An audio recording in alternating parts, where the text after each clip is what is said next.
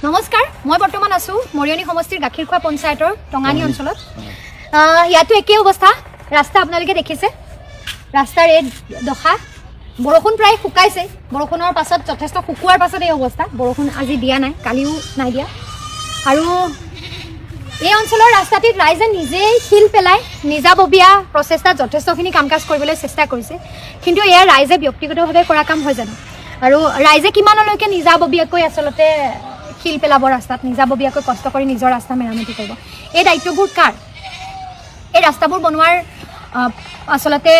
কথাবোৰ কোনে ভাবিব লাগে কোনে ৰাইজৰ বাবে এইখিনি সা সুবিধা কৰি দিব লাগে জনপ্ৰতিনিধিৰ দায়িত্ব নহয় জানো এয়া যিসকল জনপ্ৰতিনিধি হিচাপে ওলাই আহে ৰাইজৰ সমস্যা সমাধান কৰিম বুলি ওলাই আহে সেইসকলৰ বাবে এয়া গুৰুত্বপূৰ্ণ বিষয় নহয় জানো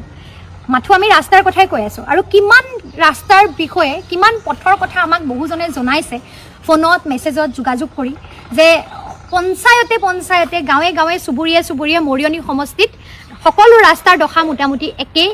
এই দুৰ্দশাত ৰাইজ চলি থাকিব লগা হৈছে